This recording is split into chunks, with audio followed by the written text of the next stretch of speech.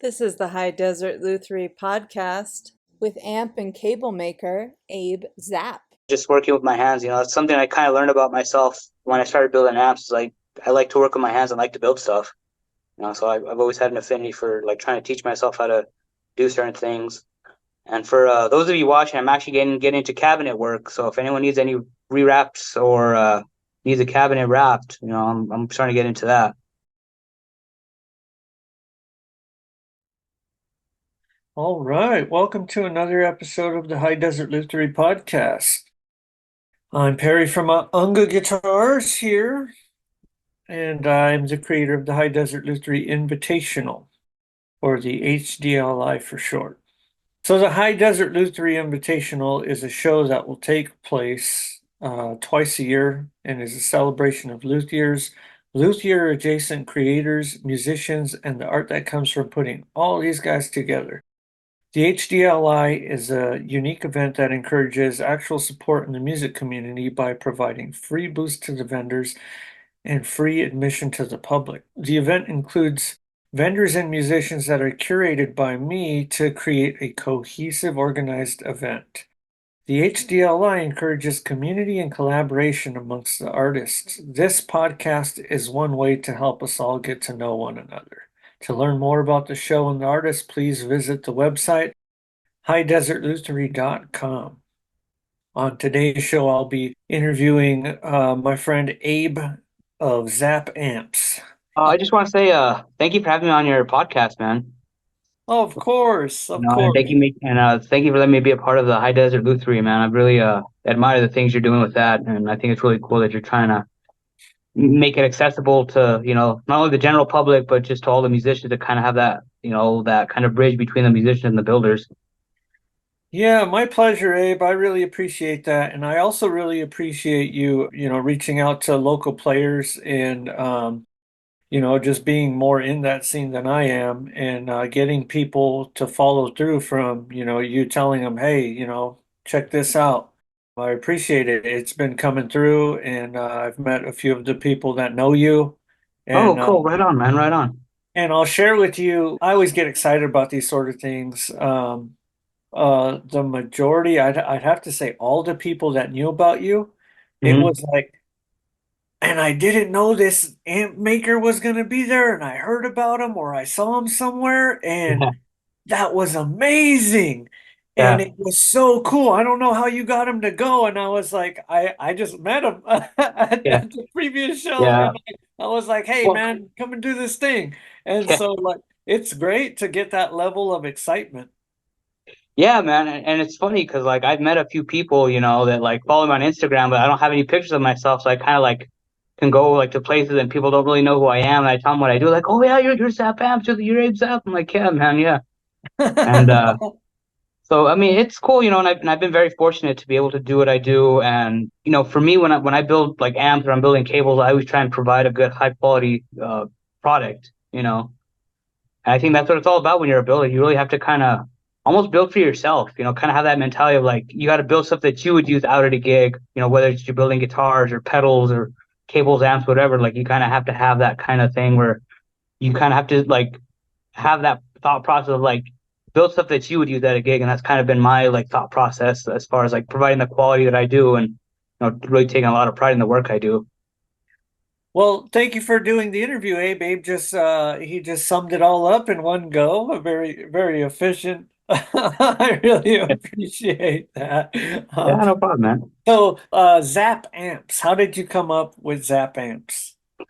Actually, a friend of mine came up with it when I kind of like wanted to get serious about it. I was like, I need a business name. I was kind of coming up with a few things, and a friend of mine kind of said like, well, what about Zap Amps? And at first I was like, I don't really like it, but I kind of like thought about it, and it kind of stuck. And a lot of people seem to like the name. That when I tell them, that Zap Amps is like the name of my business and my company, and people are like, oh, that's a really cool name. It's always exciting when you get that feedback. Yeah. Oh yeah. And Zap is so cool at one syllable, Yeah. and just bam, Zap. Yeah. It's been fun. I've met a lot of people. Sometimes I even just get surprised at how many cables I've actually built for people, how many people use my cables. And it's like, it's kind of crazy to think about. I started out just kind of making cables for some people here and there, and then all of a sudden it's like people want to have like they see my cables like, wow, these cables are really cool, you know. And I think the thing that sets me apart is I sleeve them in like different colors, and I kind of have an assortment of different colors I give to people, you know, to make it a little Yeah, bit more personal. right. Yeah. How long have you been making the cables for? Cables, I want to say are probably coming up on about a year.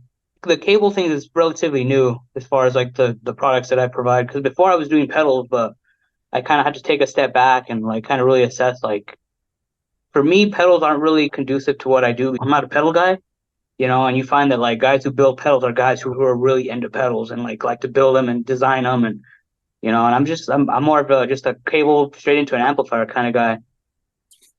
I can definitely relate to that. And I mean, there's nothing wrong with that. And, I dabble in pedals and I found that originally it was sort of just like curiosity and then wanting to have everything be my brand, right? Yeah, And then now it's more of like problem solving. I wanted a certain sound and, yeah, have enough know-how to go about getting that. But then when it comes down to it, I like to keep things simple. I don't want to yeah, complicate anything. If I yeah, can go straight into the amp and get a sound, I'll work with it. And once again, I'm pulled back to focusing on like what is my brand? Like I love to do everything. I enjoy doing all these different things, but like what defines my brand? Where is that brand consistency? So I appreciate yeah. you bringing that up and mentioning that. So for those of you who don't know, this is a little sidebar. Abe falls into our luthier adjacent category on the website. And by luthier adjacent is when you're playing an electric guitar, you can't necessarily do that without guys like him that are making amplifiers. And for some of us old school folks that, won't do a direct to the PA rig like myself, Hmm. I rely on guys like Abe to get my sounds out there. And so I really appreciate what you do. You mentioned just a while ago about your amp builds. What defines a high quality amp build to you?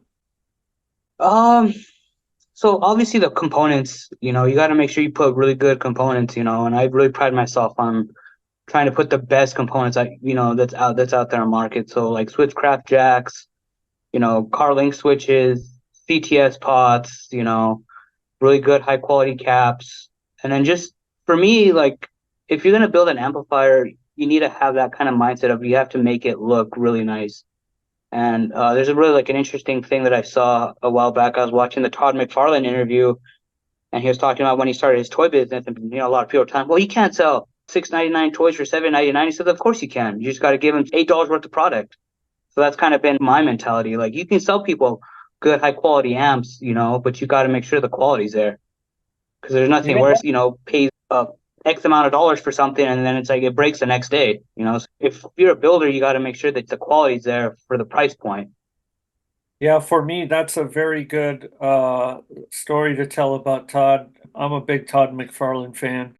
A lot of people don't know this, but before I started making guitars and even playing guitars, I was working on becoming a comic book illustrator. And Mm-hmm. Todd McFarlane was one of my favorite heroes. All his work on Spawn, Spider-Man, that and I haven't followed his work in a long time. I see him on social media drawing now and then though, and it's just amazing.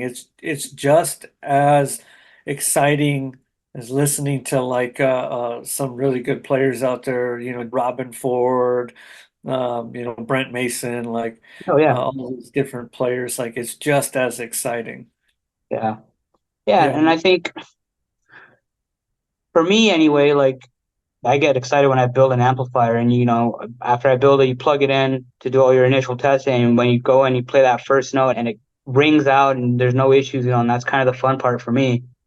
And it just for me, it's just it's a very calming thing when I'm sitting on my bench, you know, for a few hours, just working on an amp, you know, trying to get everything looking nice. Because the other thing when you build an amp, like people don't ever see the interior, but for me, it's like the interior needs to look nice. So that way when the next guy, like whoever services, you know, says, "Oh wow, this guy like takes a lot of pride in his work," and I think that's kind of the mentality I have. Like it not only has to sound good, but it has to look good. not only on the outside but on the inside.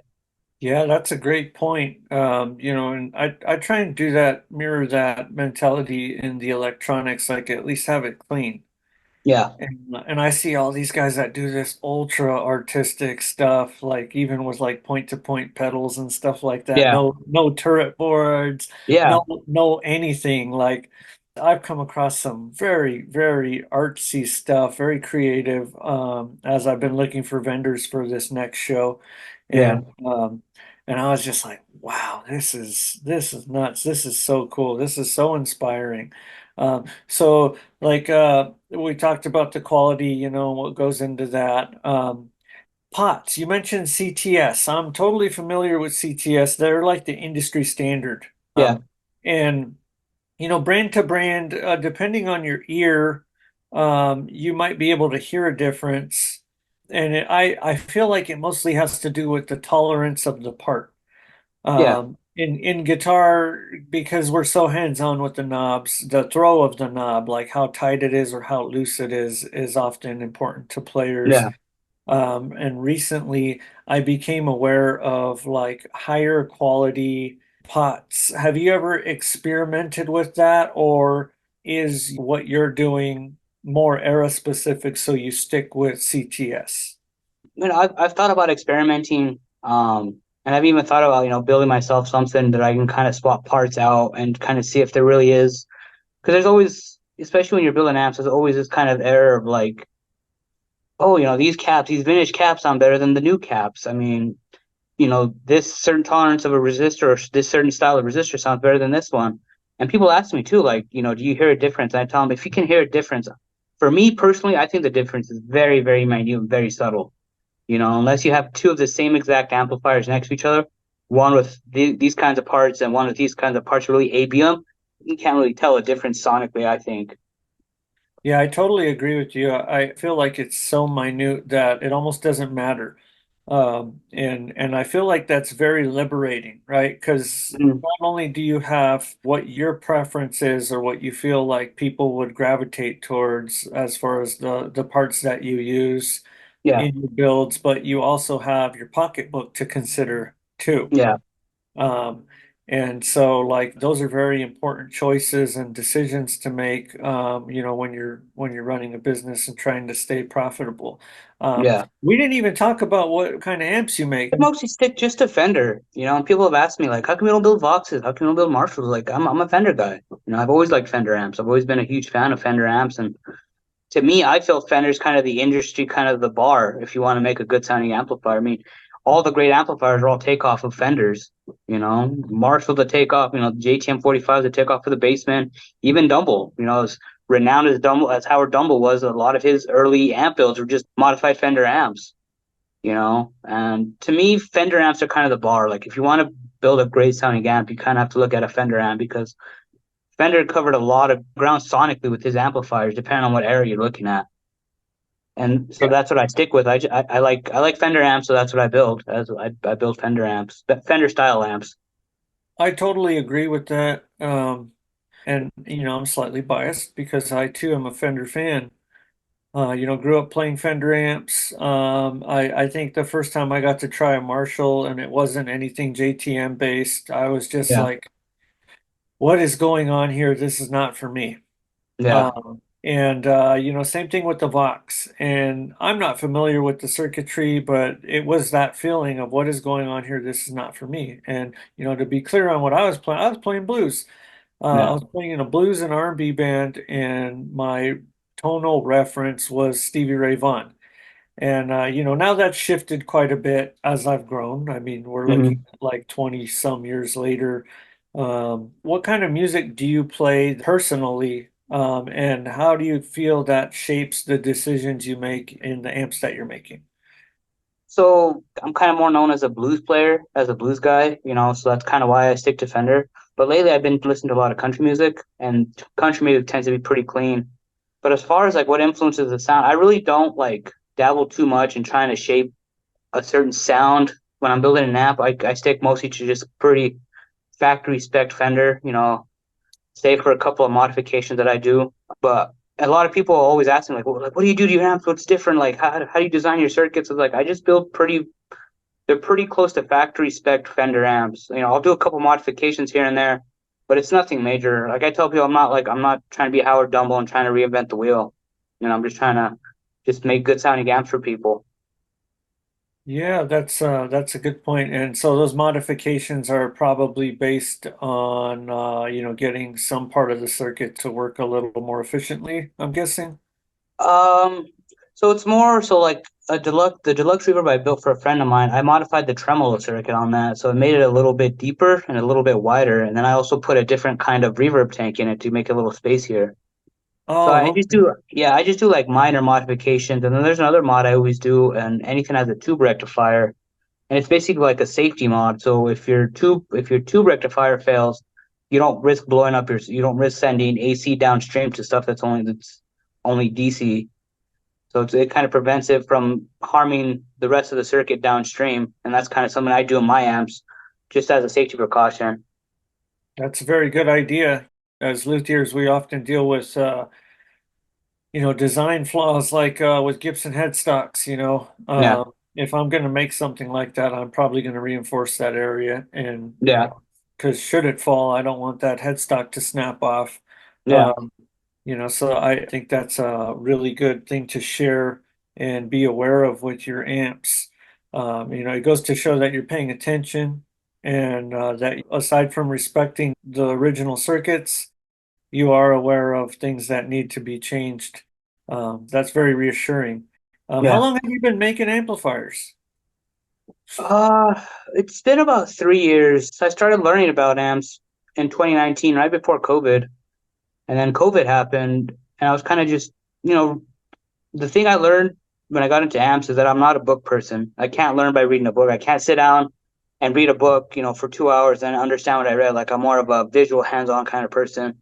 So when I watched my first repair video on a Fender amp, he pulled it out of the cabinet, and I saw the circuit, and I'm like, oh, that looks pretty simple. I can build that. That doesn't look too hard. So my first amp that I ever built was actually a Tweed Champ kit from Mojo Tone. And for those of you watching, if you guys want to get into that, I always recommend building a Tweed Champ if you want to get into building some amplifiers, because Tweed Champ's pretty straightforward and there's not a lot going on with them, and they're pretty simple to build. I've heard that as well from other amp makers, like, build a Tweed Champ. Yeah, Um, and I never had a Champ. I played through Champs. I was never attracted to them, and I think it was that sound of the small speaker. yeah. Um, but why as a learning tool, aside from it being like pretty approachable, I guess that would be it, right? It's not too Mhm. complex. No. So Fender Champ, it's just a single volume knob, one preamp tube, one power tube, one rectifier tube, and 26 components. Pretty easy. Whereas, if you're building like something like a deluxe reverb, that has like 6 preamp tubes, 2 power tubes, a rectifier, tremolo, reverb, has a lot of stuff going on. But the Champ, because I've had a few people ask me, like, what would you recommend that I should start with? I always tell them, do a Tweed Champ kit. They're good sounding little amps. They're straightforward, and you can modify them. The one I built, I modified a little bit and I kind of dabbled with it, but that was the first little amp that I built. And the other thing you can do too that's pretty cool is I actually took the RCA jack out of the output and I put a 1/4 inch. So I was able to run it through a cabinet. And if you run a Champ through a cabinet, I mean it's a pretty big sound. Yeah, it certainly kicks. And my newest amp that I have, I run it through a 15, Yeah. and it kicks a lot hard, way louder than I expected. Yeah. Yeah, another friend of mine did that build for me, and I mean, I'm also really excited to do this trade with you. So for those of you who don't know, Abe and I are doing a trade. He's making me an amp, and I'm making him a guitar. And I'm very excited about that. I've always wanted to do that with somebody. Like I've traded guitars for guitars with builders I know, Yeah. and that's a lot of fun. Usually there's a challenge like we're gonna do a Blackguard Fender, just as an Yeah. example. And so like doing this sort of other way is really cool, and I'm looking forward to get back on track with that as I'm getting back into my shop, Yeah. uh, for sure. So let's see, we touched on how you got started. Oh yeah, so I know a little bit about you, so this kind of helps me, decide, oh, what question's next? What do you do for work, man? Because like we don't all do what we do full time. Like we don't do Uh, make amps, make guitars. What do you do for work? so I'm actually a foreman with a low voltage company called IES. So I'm actually out at the Netflix site, and I'm actually running that job. I'm the foreman for that job, so I'm pretty much running that job right now. I've been doing that for about probably about 2 years, 2.5 years. So we do telecommunications, networking, security cameras, access control, fire alarm, stuff like that. Oh, So right it's on. yeah, so it's kind of in the same vein of just working with my hands. It's something I kind of learned about myself when I started building amps. Is like I like to work with my hands and like to build stuff. So I've always had an affinity for like trying to teach myself how to do certain things. And for those of you watching, I'm actually getting into cabinet work. So if anyone needs any rewraps or needs a cabinet wrapped, I'm starting to get into that. Pretty awesome. Yeah, I think we have all your links on the website, and I can definitely vouch for that, having seen Abe's work. If you're in the Albuquerque area or you want to send something in, he definitely knows what he's doing. And you mentioned Mojo Tone for kits. Would you say that they're fairly reliable for kits? Yeah, yeah. I actually order all my chassis. So anytime I take on a commission build for people, I get my faceplates and my chassis from them. So they're a pretty good source for stuff like that. But other than that, I always piece all my builds together. I don't I started with a kit, but I always do a lot of scratch builds for people, so that way I can hand pick all the parts and make sure there's good quality parts going into these amps. Because a lot of times with some of these kits, depending on the price point, they'll skimp on the filter caps or skimp on the transformers. You know, they'll sell you a full kit, but depending on the price point, they will cut corners somewhere. Yeah, I totally get that. And, being that the Champ is also so few parts, it's sort of easy to part that one out. Yeah, yeah. Yeah, just get exactly what you want. That's a great point. So like, how are you going about building amps now? Is it kind of like you're just crossing them off a list of stuff that you wanted to do? Like, I always wanted to make this circuit, or are you hearing things as you're like out gigging, or like, can you talk about that? It's funny because and people laugh at me when I tell them, but like I actually haven't built an amp for myself since I started building amps. The Champ I built, I sold that, and then I built a Tweed Deluxe, and I sold that. The thing I've learned is like if you're a builder, you kind of have to like kind of put yourself on the back burner. I mean, there are some stuff I'm starting to build for myself now, but like I got a couple, I got your amp and I got a couple other amps, and I already have some people already asking about some commission work, so I'm hoping to get some of these amps out and hopefully start up some new commissions here in this new year. But yeah, for me personally, like I really haven't built myself something. I'm like, this is my amp. This is what I built. It's more like, oh yeah, I built that amp for this guy, or hey, I built that amp for this guy. So it kind of comes with the territory. As you're a builder, you kind of have to put yourself on the back burner and kind of like figure out what you want to build and try and build it and try and make some time to build something for yourself. Yeah, so what would that build be for you? Right now, I'm actually building myself a tweed basement, a 410 tweed basement. So a good friend of mine actually invited him over to his house and gave me a bunch of stuff. And he actually gave me a loaded cabinet with 410s that had a basement in it. But whoever he got it from took the amp out and just made it into an extension cab. I So see. I got that from a friend of mine. So that's kind of my me build right now, being that Yeah, I already have the most expensive piece of the amplifier. right. Yeah, I was when I went about doing the cabinet work for this amp and getting a speaker, I was going, whoa, Yeah. this costs just as much as the amp did. Yeah, yeah, speakers are pretty pricey, and then the company that I like, Warehouse Guitar Speakers, when they first came out, they were pretty affordable, but now I mean, I've just told people, man, now they're just as expensive as Oh Celestians. yeah, definitely. I remember when they were just starting and speakers were just ridiculously reasonable. Yeah, And I haven't replaced speakers in ages, and looking for a brand new speaker, I was like, whoa. yeah, yeah, speakers, I mean, speakers are expensive, and it really depends on the type of speaker too, and I've had people, I mean, yourself included, I mean, people ask, like, what kind of speakers, what kind of speakers do you put in your amps? I'm like, the hard thing about, telling people the speaker that I like really fits the sound that I want. So it's really hard to tell people what I like because I mean not everybody's the same. Yeah, definitely. I understand that too. And I was sort of aware of that. My reasoning for asking that question to you is you might have had a sound in mind for that amp. I want to know what you had envisioned, like what speaker would you have paired with this? And out of curiosity, and if it kind of lines up with what I had in mind, then I'll go with it. Otherwise, like if it's little speakers, that's where I draw the line. Yeah, With guitars, I can't stand anything smaller than a 10. I feel like it kind of takes away from the experience, and I love the sound of a big speaker like a 15. yeah, Um, and I feel like it'll balance out a lot of brightness that can come through on a lot of Fender yeah, style guitars. And that's kind of the reason why I asked that. And so it's good to know, like, you're aware. yeah, You might not like what I'm into. yeah. Yeah, I'm interested to touch on like kind of the speaker sizes because I've had people ask me too, like, hey, I want to try and get an amp. Like, what would you recommend? I always tell people, especially for here in Albuquerque, I always tell people two things: 12-inch speaker and a low wattage amp. Like for gigs here, I mean, you don't need a 40-watt 410 bass in, or you don't need a 50-watt Marshall. You get a 20-watt Blues Junior, and you put a good 12-inch speaker in it, and you're off to the races.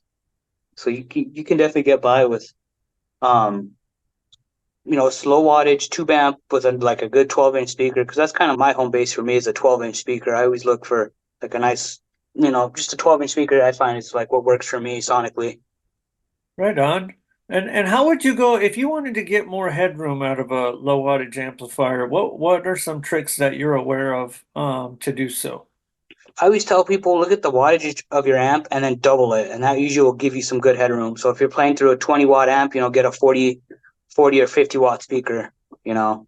And I always that's kind of been my rule of thumb when it comes to buying a speaker. Like if I'm playing through a 40-watt amp, I'm gonna buy an 80-watt speaker just to have that headroom, because you don't want to play through a 40-watt amp and have a 40-watt speaker. So I, Yeah, I would say that you take your wattage and you double it, and that's the speaker you should go for. that's a great trick. That is definitely a great trick, and I appreciate you sharing that. Being relatively young in the amp making world, are there any amp makers aside from Fender circuits that you look up to that you think are doing like just killing it? Amplify Nation, he's out of New Hampshire, and he makes a lot of Dumble clones, and that's kind of the thing I found is actually kind of like a little subgroup of amp guys that build like Dumble-esque clones. But Amplified Nation, they do, they're doing some pretty awesome work. They do make pretty good high quality amplifiers. Matchless, matches as far as like the quality of their work. They do all like real point to point wiring with turret boards. Do a lot of really clean stuff. Very good to know. Yeah. Yeah, very good to know. And so have you just withdrawn from making pedals to focus on cables and amplifiers? Yeah, pretty much. Like I said, I kind of have to take a step back and really kind of like how you said, you kind of have to streamline your business and kind of like figure out what you want to do and what route you want to go. And I had all the stuff to build pedals, but like I said, I'm not much of a pedal guy. There are guys out there who really like pedals, and I just really had to think like, do I want to focus on the pedals and the cables and the amps, or just the amps and the cables? So it was just kind of an effort for me to kind of streamline what I do and kind of not have so much on my plate, so to speak. You know, Yeah, there's definitely a lot of market saturation in everything that we do, amps, pedals. I find cables, like there's probably a lot of people that do it, especially since they started doing these solderless kits. yeah, Um, but, very few people are advertising that I'm aware of that they do their own cable work. And Um, I was lucky enough for you to give me a cable at a perfect time, yeah, and all my cables I busted them, and like so. Here's a point that I want to make about the cables. I've been a working musician since I don't know, as long as I can remember.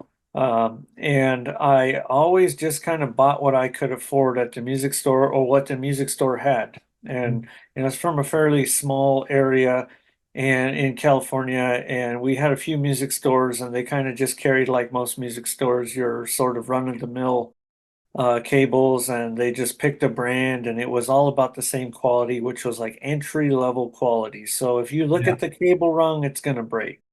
Yeah. Uh, and the first opportunity I had to buy some like lifetime warranty cables, that a store would honor. Hmm. I think I only paid like maybe around $40 for these cables. I bought them and I used them for quite some time until they broke, and then found out the brand didn't exist anymore. Oh, And then we go looking for more cables. And at about that time, the quality on a lot of things started to fall off. And I found myself replacing these cables every year, and I just didn't have any other options. yeah. When you're in a pinch before a gig, you're relying on what's available. Um, and so Abe brings me this, he says, "Here, man." And I was like, "Oh, shit. All right." And you just feel the cable. I don't have it here with me. I wish I did. You could feel the quality. And I'll have you tell us about the cables, but I go and I plug this in, and my shop is very reliable for dirty power. Hmm. Uh, so if I have my fan running, I got a little bench fan for when I'm soldering to keep the fumes out of my face. Yeah. You're going to hear that. If my overhead light's on, you're going to hear that. If anything else is plugged in, you're going to hear that through the amplifier. And his cable actually cut all of that noise down to like probably cut it about like by 75%. So it sounds like a pretty clean signal now. The other thing is I was confused on whether I was having ground issues because my cables were so unreliable. Yeah. And I didn't know if I was doing my job well enough soldering. And this had been going on for a while. And I don't really have any other outlets in my garage to be able to manage this. And having a great quality cable really changed that. And the thing about that is no one around me, none of the players had really high quality cables. Yeah. So no one was there to vouch for why you would do that. And now that I know better, I don't have any other reason to buy any other brand of cables. Like I'm sold. And I've never been sold this hard other than by like a bartender who could make like a killer tiki drink, you Yeah. know? Like I've never been sold this hard. Why don't you talk about your cables and the stuff that you use and, like this, everything that goes into them? So the cable thing kind of happened kind of almost by happenstance because I was playing in a band for a little while, and we had a female singer, and great singer, super sweet, super nice, and actually her name's Anastasia Velasco if anyone wants to go check her out. And she would come in and she'd have like this, kind of this janky little mic cable she had it rolled up. And I just went up to her one day. I was like, "What?" I was like, "Dude, let me build you a cable." Like I told her, I was like, "Let me build you a nice cable." She's like, "No, no, I'm a broke college." She's like, "Dude, I'll cover it. I'll pay the cost. Let me just build you a nice cable." And I did. And I built her like a really nice mic cable. And she loved it. And I think she still has it. She's actually the first person I built a cable for. So that's a fun fact for all you kids out there. And so she's a Um, singer here in Albuquerque. Yeah, yeah, she's a singer here in Albuquerque. You can follow her on Instagram. It's Anastasia Velasco, great singer, very sweet. But yeah, so she was kind of the first person I built a cable for. So then, kind of the instrument cables, I kind of had to take a look around, and there wasn't really anybody local building cables. And it was kind of the same thing with the amps. So the amps and the cables kind of went hand in hand, and that like when I was younger, I tried to get into building guitars, and I didn't really care. It wasn't for me, you know. Building guitars wasn't for me, and I kind of had to I kind of looked around one day, and I was like, there's a lot of guitar builders, there's a lot of guys who build guitars, but there's not a lot of guys who are actually building amplifiers, and it's the same thing with cables, you know. So then, like when I got serious about it, I bought myself a giant spool of cable. I bought myself some sleeving and some ends, and I was off to the races. And now I have about maybe 25 cables now here locally that musicians have used, and I've outfitted a few bands. I've outfitted a few of my friends, and it's the same thing. I mean, people are always surprised by the quality that I supply, and it's just to make good quality anything, you got to start with good quality parts. So I use Mogami cable, all my cables, all Mogami, and then I use Neutrik ends. So Neutrik and Mogami are kind of the standards for like if you want to get something really high quality. And then I use Tech Flex. It's called Tech Flex sleeving. So you buy the sleeving and rolls, and they have probably over 100 colors. So I'm looking to kind of get ready for the year and probably re-outfit my shop with probably about 8 more colors, so I can have a kind of a wider array of color options.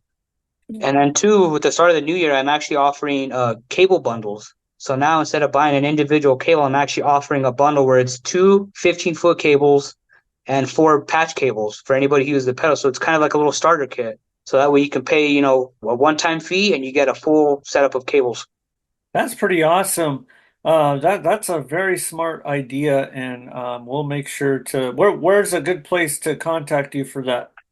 You can contact me just through my Instagram, either my Instagrams, and I'm pretty quick to, reach out to people for that. But yeah, so that's kind of with the new year coming in, I kind of adjusted my pricing and I'm offering like an entry level tier, mid level tier, and then kind of like a pro level tier for my cables. And So what differentiates those? So my entry level tier is going to be nickel plated ends, and it's going to be $70. And then my mid level tier is going to be gold plated ends for $80. And then my pro level tier is going to be one of the silent ends, one of the Neutrik silent ends, and then a gold plated end. So the Neutrik silent end is really nice, especially if you're playing like in a live band. You can actually pull the cable out of your guitar and it doesn't make that popping sound. Oh, wow. So Yeah. the silent end goes to the guitar side, Yeah.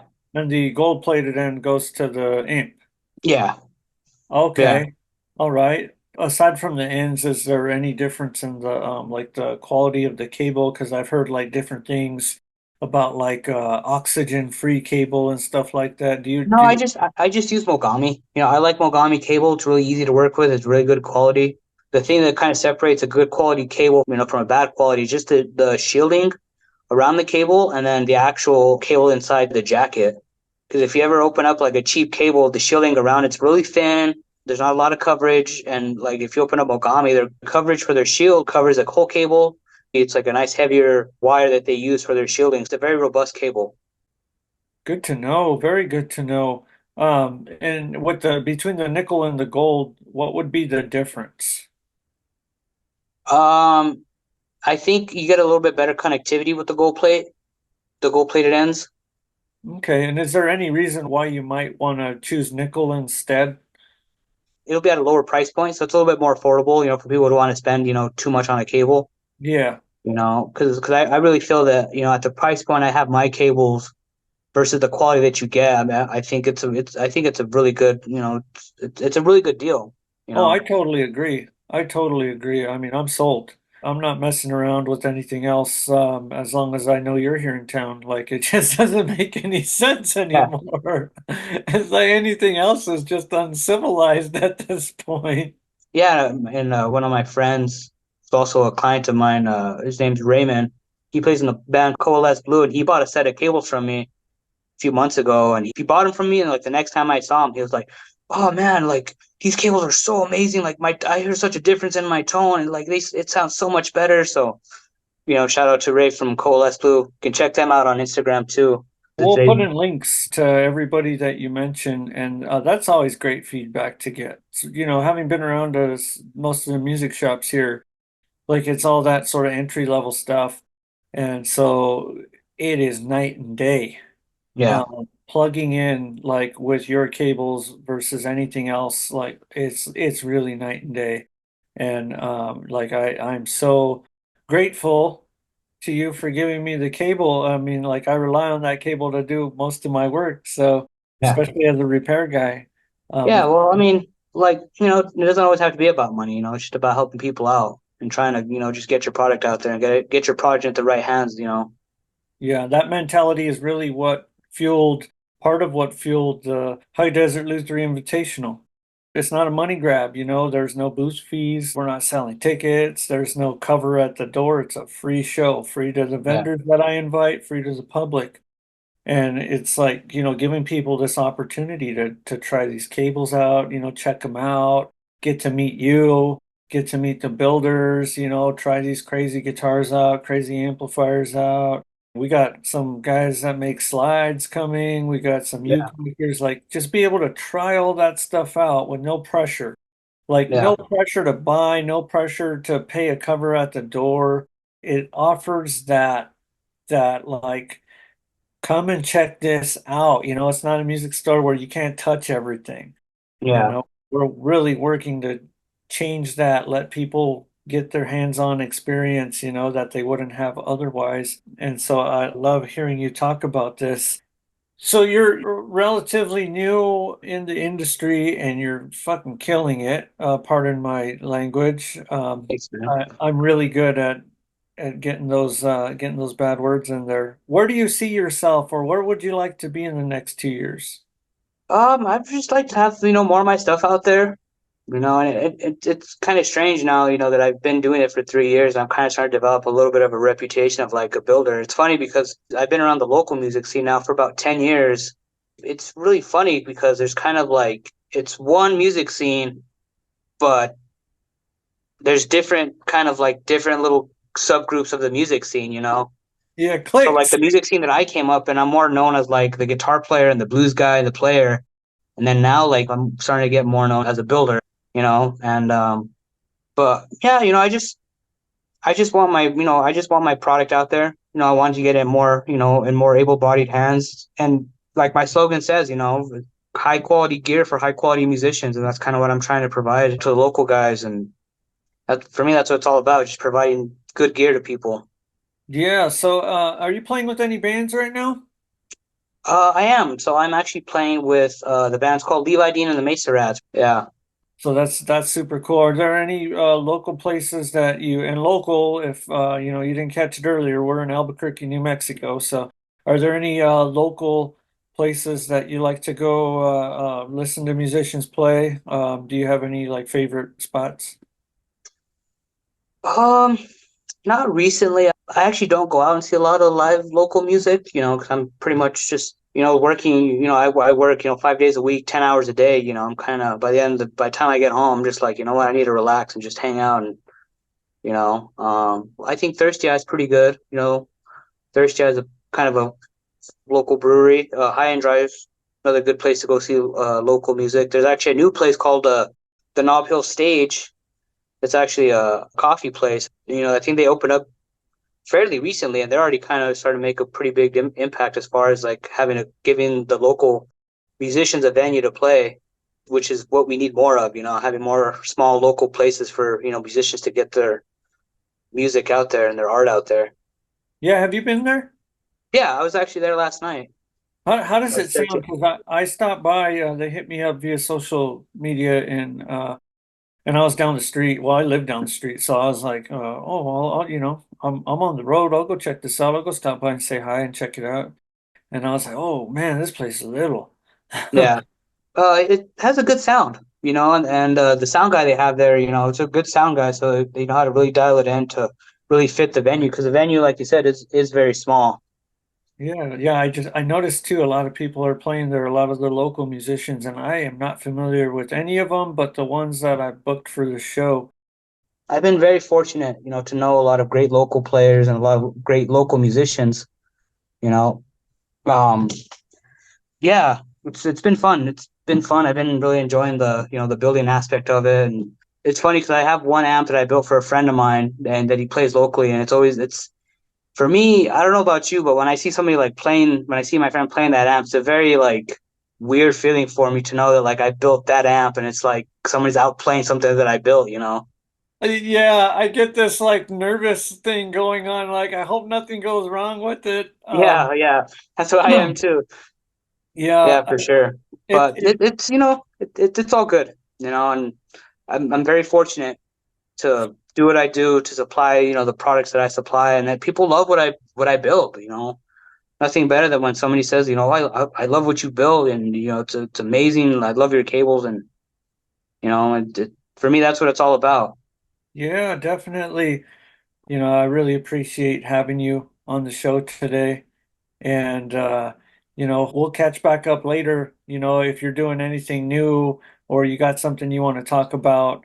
for the show. If you have any gigs, let us know and we'll share them. And we'd love to plug all the work that you do if we can. I look forward to seeing you at the next show in June.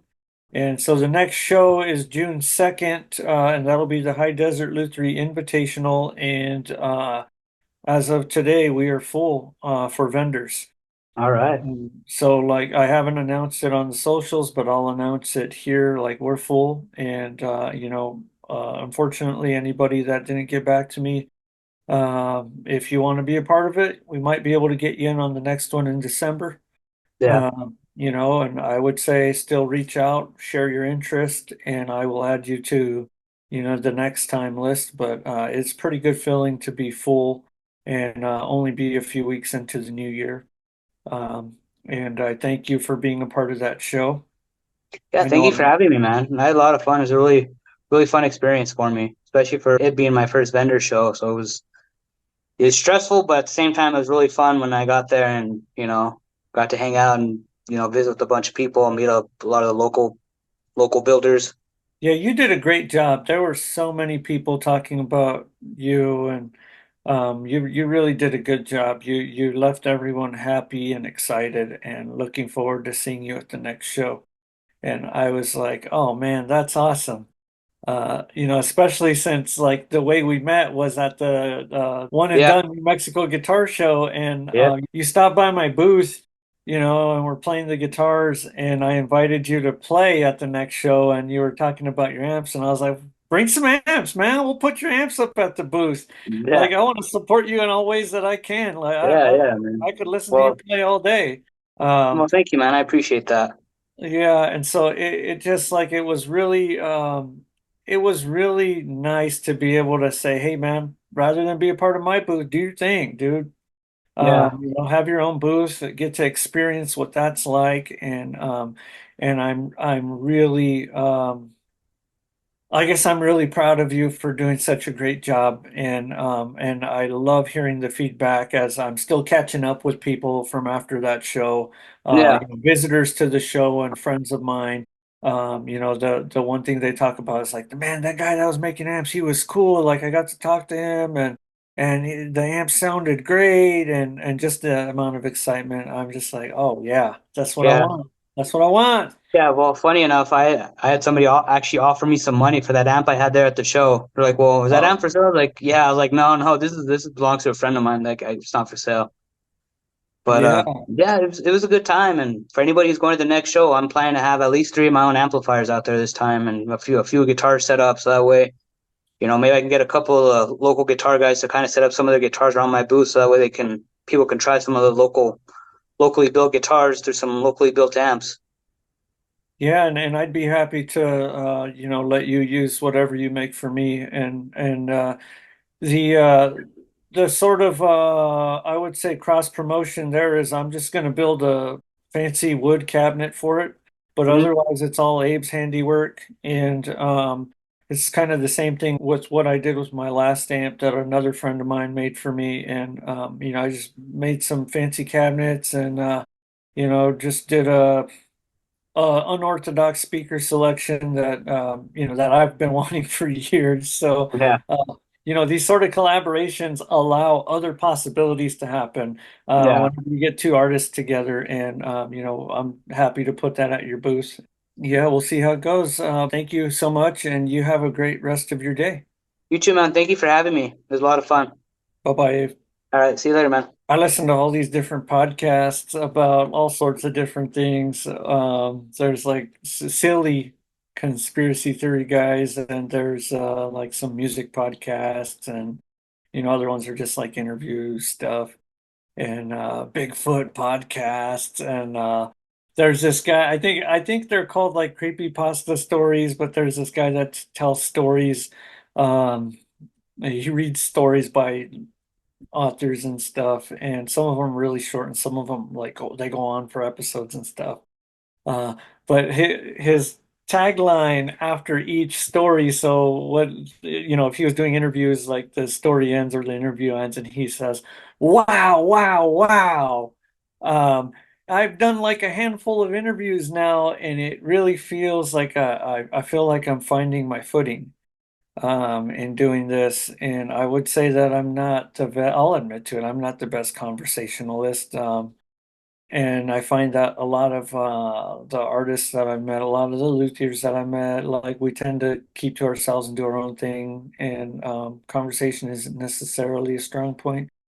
And it's really nice getting to know all of these builders and feel that sense of community and like keep up with the text messages or the short phone calls afterwards, and then start sharing the podcast and stuff like that. The sense of community is starting to feel a lot stronger. And this is we're not even a year into our, first year as High Desert Luthiery, and it's really starting to come together. So excited, and I want to thank Abe again for taking the time to do the podcast. And you can find him at highdesertluthery.com, along with all of our other vendors, information about the show, information about who's helping us with the show, and anything else we might have going on. Highdesertluthery.com. I'm Perry from Unga Guitars, and another plug for my hat there. I got a few of those available if anybody wants one. Have a wonderful rest of your day, and I will see you in the next one.